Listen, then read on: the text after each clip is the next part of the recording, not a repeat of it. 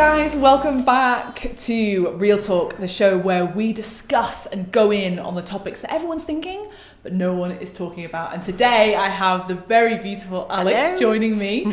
And Alex is one of our clinical assistants at Skin Viva, which is, I already spoke to Helen last week, another one of our clinical assistants, and it's a really privileged position because you're looking after the clinicians in the room. So not only, I want to talk to you today about your perspective on aesthetics, but also you get to see everyone else's as well, because you're seeing all the clients all day long. So tell me, Alex, you're 45. I don't mind re-revealing. No, not at all. You're looking fabulous for it. So tell me about your journey into aesthetics. When did you start dabbling? I don't think I'd done anything until I was about 38, 39. And then I kind of like just thought, I'm starting to see a few fine lines, a few signs of aging, and perhaps want to sort of think about maybe doing something about this to tackle it. But I'm intrigued because I know there'll be lots of sort of 40-somethings watching this who are maybe, they're not quite there yet and they're kind of investigating. I started much younger than you. Obviously, I was in this business. But tell me kind of, did you have, on the run-up to starting treatments, did you kind of have a bit of a look? Did some of your friends getting it maybe have a bit of a look, but you weren't sure, or? Yeah, I think definitely I was certainly prompted because a few people that I knew had started to have things done.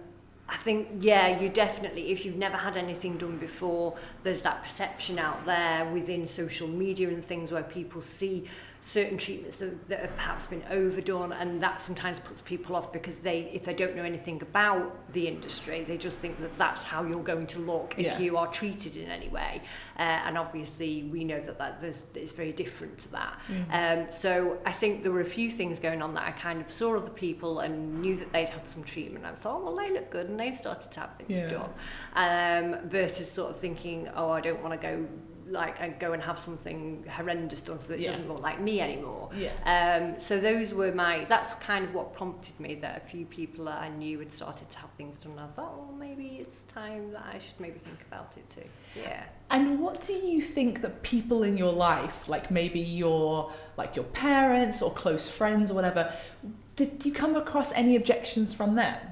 I wouldn't say objections as such. I think I'm certainly the kind of person who's kind of like, if I want to do something that feels good to me and makes me feel better, then I'll do it, regardless of what other people may say or think. And that's up to them. I think I've got friends some who do have things done, and some that don't have things done, and equally is fine. I think, parents. I think my dad in particular was kind of like, we need to have anything like that kind of done, but he wouldn't sort of be dead, really don't think you should be having it done. He was like, what are you having that done for? Kind of Why thing. do you think guys are like that? Or some guys? I don't know. I think maybe, and it's certainly not just older generation. He's older generation, obviously, so that's not sort of what he's ever known when he was younger. So it's a relatively new thing. So whether he just kind of thought, I don't really understand any of that, and I don't really understand why you need to have it done.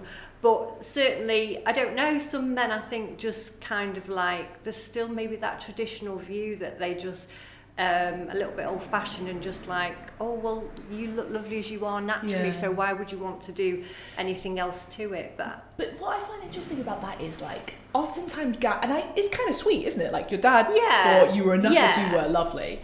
But I know that, I don't know, I wonder whether they almost, like, if we as women did absolutely nothing to, like, look after ourselves, I don't know, how would they be with that? I think I'm just kind of alluding to the fact that they don't always know what we do. I almost kind of feel like it's nice that they sort of think we could be ourselves, but then if we were just in a sack, what would they have to say about that? I just think it's quite an interesting question, don't you think? It is. I do think, like you say, that they don't perhaps always notice whether you have actually done something or not done something. Even if it's just makeup.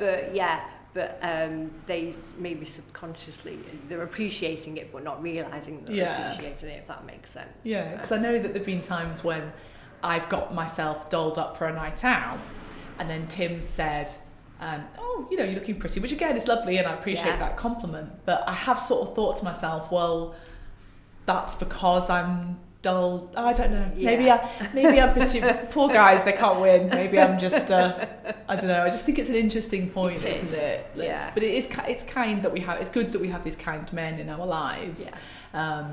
Have you ever come across maybe someone, maybe in clinic or whatever, where they've brought their their fella along, and there's been a different vibe in the room? I think you do get it sometimes where they perhaps, certainly when it's been the first time they've come for treatment, they've brought their partner or their other half with them, because partner's sort of been a little bit kind of, I just want to see what this is all about, and I'm not exactly sure about it kind of thing, and you do get that little bit of a vibe, but I think certainly, within Skin Viva, we do things very naturally anyway, so I think they then come to realise that, and then when they see sort of after treatment how it looks, they're like, oh no, actually that actually looks really good. So I think we've had it once or twice where you do get somebody coming in with a partner and a bit of a sceptical face on. Yeah, a little bit. I've seen it when I've been doing your role as well, looking after a clinician, where the gentleman has like a little bit of body language of kind of like a little bit stiff, and then what I would say is that they then loosen up when they see the clinician being so kind of professional and all of that, and they think, right, well, my partner is in safe hands now, as well as the natural thing. They just kind of like, well, this person is clearly a clinician, so it's fine. I'd agree with that. And tell me a bit more about kind of your journey into aesthetics. So you started sort of 38, 39. You'd been, which I find really interesting. So you look after yourself. I mean, it's obvious anyway, but are you saying you look after your skin? Have you always had quite a good skincare regime? To an extent, I think it's got better as I've got older, because I think you also need to realise that you've got to certainly look after it even more so as you get older if you want it to sort of stay looking relatively good. But I think I think it's a mixture of things. I've always sort of tried to look after myself. I think genes play a little bit of a part. I've been quite lucky that, I've got parents that look quite young, and I think that's hopefully filtered down a little bit. So I think it was certainly yes, I feel like I'm seeing a few signs of ageing, and I want to do something more to make me tackle those a little bit and just look more refreshed and just well for my age. Not necessarily wanting to look much younger for my age, just wanting to look good and well for my age and not look older than I am, basically. Yeah. And tell me, I'm intrigued by this. So both you and Helen, our other clinical assistant, both did high-level cabin crew in, very prestigious airlines. Did you, how was that there? Did you feel like you had to look a certain way, or? I think, because there's certainly sort of that. I think you feel as if you do have to, because you're portraying that professional image, which is the image also of an airline. So you do always sort of want to look very smart in your uniform. Your hair has to be nice. Your makeup has to be nice. So I think we both definitely kind of come from that background anyway. But I'd say even before I went into flying, I was always that kind of a person who liked to look after myself, liked to wear makeup, liked to have my hair nicely done, and why? Things. Why? Good question. I don't know. Maybe that's filtered down. My mum, my aunties have always been like that, always very into looking after themselves. And maybe part of it is being brought up in that way. But also, it's obviously part of me that I've always wanted to sort of look quite feminine and like to look after myself. Yeah. So tell me more, because that's intriguing to me. Your mum and your aunties have immediately got a gorgeous. Because is your mum Italian as well? No, my dad's Italian. My mum's British. Yeah. But I've got an image now of them, like a gaggle of the girls, the sisters, kind of going out on nights out and looking after themselves and things. Did you, when you saw that happening in your childhood, and you saw your mum, doing that? Because let's be honest, there are people at the other end of the spectrum who are empowered by their mum kind of not doing that, and that's fine. Definitely. It's however you want to roll, it's cool. But I'm probably similar to you. Like my mum, she likes a handbag. you know, she always had a handbag, and you know, she always had long earrings. She always kind of did that as a bit of an 80s thing, wasn't it? My mum does, you know, look after herself. So did you sort of think, when you saw that happening in your childhood, did you think, oh yeah, I'd like to be like that? I think so, yeah. I think one memory of my mum that sticks in my mind, and still to this day, is she always used to have her nails painted, always, and she still does. So it was always sort of like that, whether that's embedded in me. It is an interesting one, because some people go the other way, don't they? Some people could have a mother who's always done that and worn lots of makeup and had her hair nice and liked to sort of look nice, and then they equally go the other way and they don't wear a lot of makeup and they're not overly concerned about their appearance, and that's, as you say, absolutely fine. And then some people sort of follow in the footsteps, maybe. So yeah, I certainly remember that my mum always, you know, looked nice and had her hair done and had her makeup done and always had her nails painted and things, and obviously as a child, part of me must have thought, oh, I want to look like that too, kind of thing. And tell me, because it's, you know, you obviously invest in your skin aesthetics wise and the skin quality, you know, your actual like facial regime every day. Does aesthetics kind of make you want to be more? Because I always think of you as like, you've always got your hair now, you know, you make it the whole shebang. And sometimes I think to myself, that must take quite a long time, because I just shave my hair back. Does aesthetics help or add more to that? Because Helen said to me last week, she said, when I've, you know, got my full aesthetics treatments that I would like, I don't have to wear as much makeup, and I found that as well. Where are you at with that? I'd say definitely, I think it helps. Yeah, I think of all the treatments that I've had, one that I've noticed that's made the most beneficial difference to sort of how I look, but also how my makeup sits on my face, is when I had my tear trough treated. So under my eyes used to be quite quite sunken and hollow, and I felt made me look really tired, and I think that's one of the treatments I've had that's made me look the most refreshed and more awake, and certainly have found that my makeup sits better around my eyes now than it used to do. So I think for me they do go hand in hand, that having aesthetics treatments has certainly sort of helped improve other areas, and sometimes you feel like you say that, oh, maybe I don't need to wear quite as much makeup, because you feel sort of overall that you look more refreshed and better anyway for having had some treatments done. And tell me as well, we touched on this the other day when we had lunch. We had a fascinating conversation, the three of us, and one thing we touched on is this idea of, so you look after yourself, you always have done, your mum did, your aunties did. That is, I'm putting words into your mouth, but I think that you would say that is for you. But there is this side effect of being noticed. And tell me, from your perspective as a 45-year-old woman, like, how do you kind of go through the world? Like, do you kind of walk into a room and want to be noticed, or completely not want to be noticed, or it's just a benefit if you do, or I think by men? I think it's a benefit if you do.